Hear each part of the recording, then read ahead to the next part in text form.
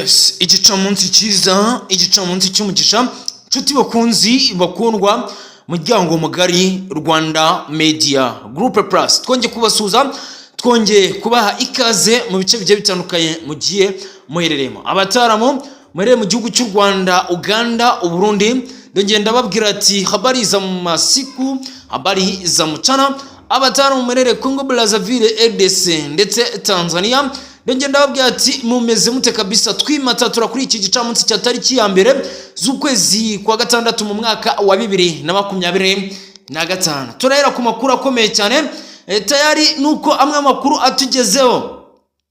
M23 AFC M23 kabisa ngo icyitwa ubwicanyi ikomeje gufata urundi rwego mu mujyi wa Goma. Ni mugiye ngo rwose abasore ndetse n'abapapa bafite agatege bari kwicwa mu mujyi wa Goma, bari kwicirwa muri stade mu mujyi wa Goma, bakambikwa uniform cyangwa impuzankano ya FDLR, bagashinjwa kuba ari abasirikare ba FDLR. Turondaje tugende tubyinjira mu gatanu kandi turebe icyo umuryango MONUSCO waje kuba wabitangazaho, aho turuzi kunyarukira teritwari ya Rutshuro. Amakuru yatugezeho mu masaha make rwose ku munsi w'ejo tariki 31 z'ukwezi kwa gatanu mu mwaka 2025 mu masaha ya nimugoroba ngo M23 Alliance Favre de Congo yagaragaye mu masaha nimugoroba iri gushyingura imibiri rwose 214 mwirimbi rya Kabutembo.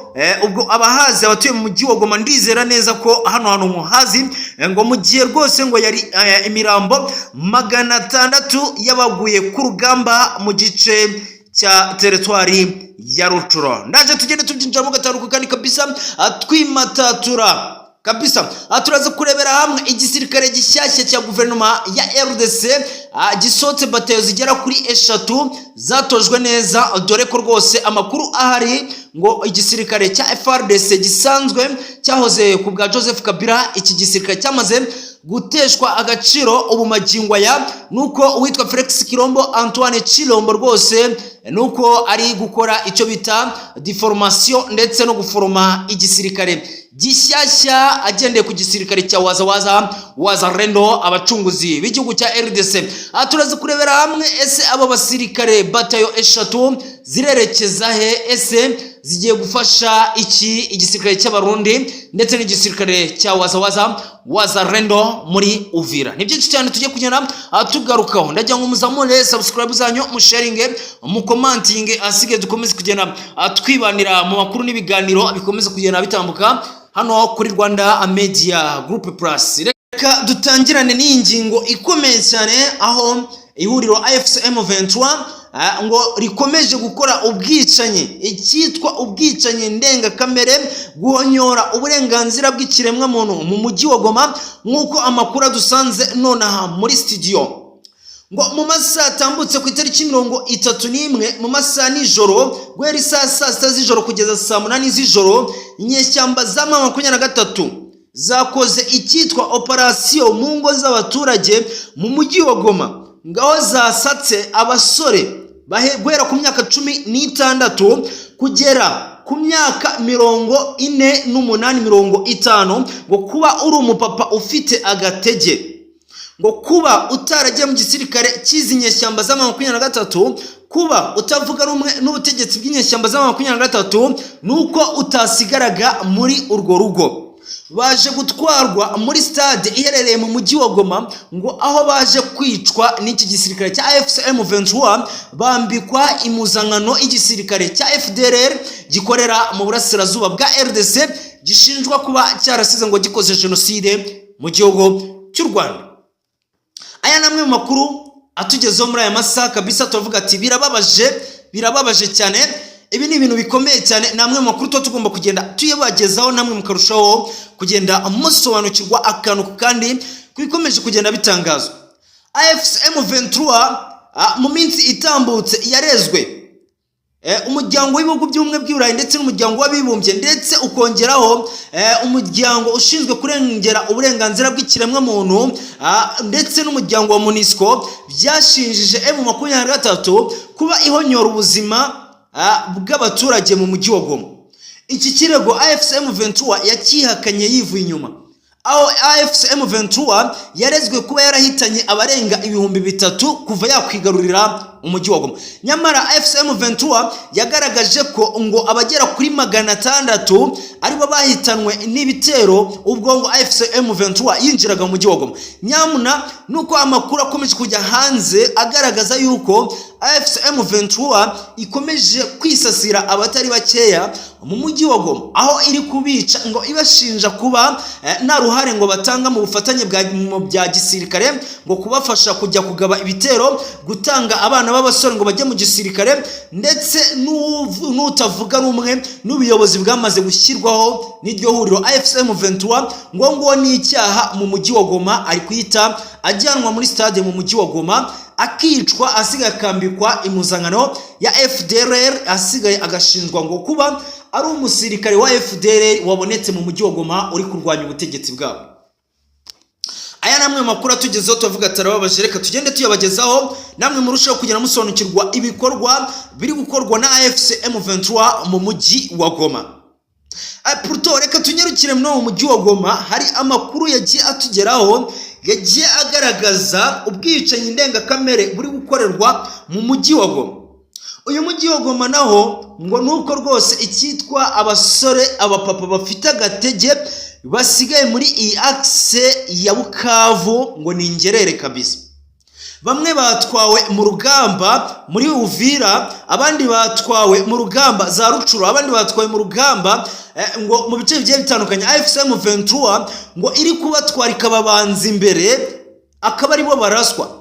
Ubwicanyi indengakamere buri gukorwa n'iri huriro AFC M23, nyamara nuko umuryango Human Rights Watch ukomeje kugenda ubigaragaza uburyo rwose AFC M23 ikomeje guhonyora ubuzima bw'ikiremwamuntu, ndetse n'umuryango wa MONUSCO nawo umaze iminsi ubigarukaho ubigaragaza yuko rwose AFC M23 ukomeje kugenda uhonyora ubuzima bwa benshi.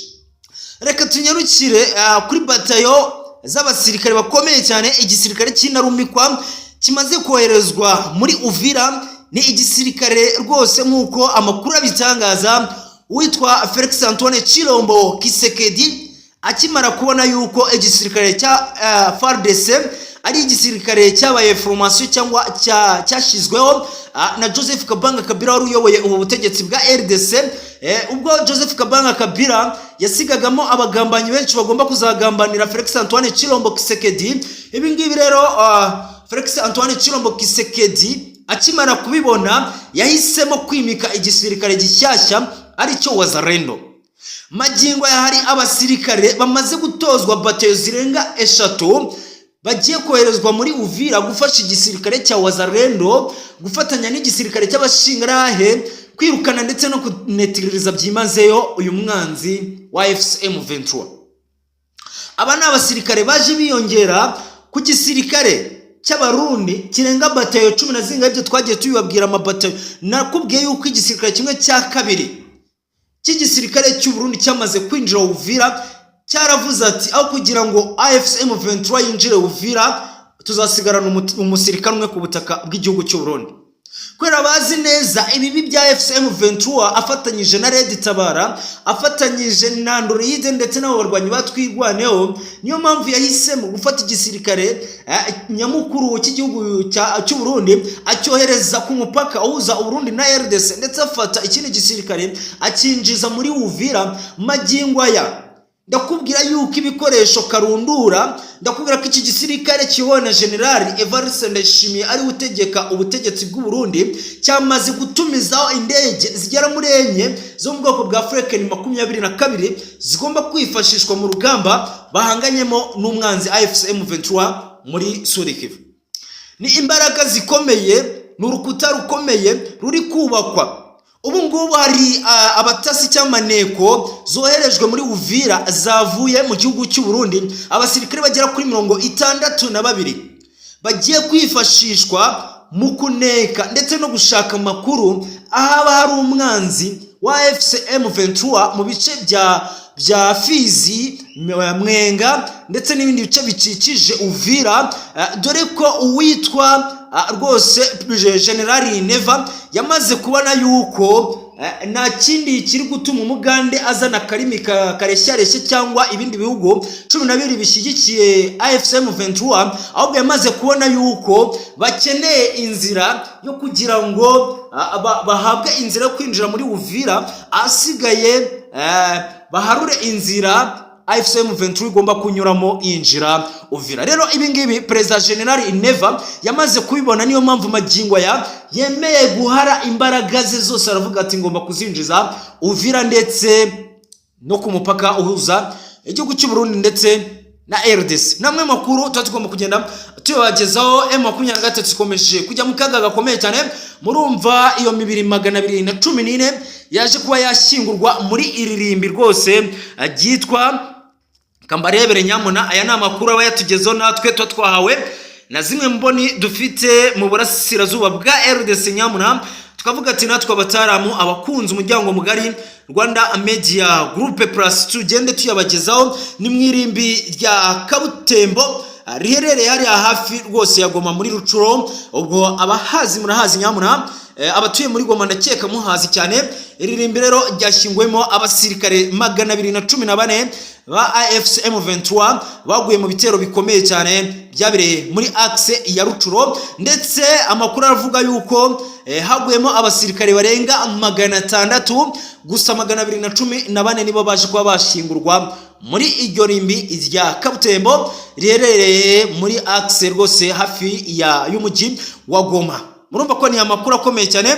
Ubwo abandi bagera kuri 300 ntabwo tuzano baba bashyingwe, gusa amakuru turagumya kugenda tuyashakisha gatanu ku kandi tugomba kuyabagezaho uko atugezeho. Nyamuneka mbasaye kongera kuzamura subscribe zanyu, gusharinga, gukomentinga, asige dukomeze kugenda twibana mu nkuru n'ibiganiro bikomeza kugenda bitambukana kuri Rwanda Media Group Plus.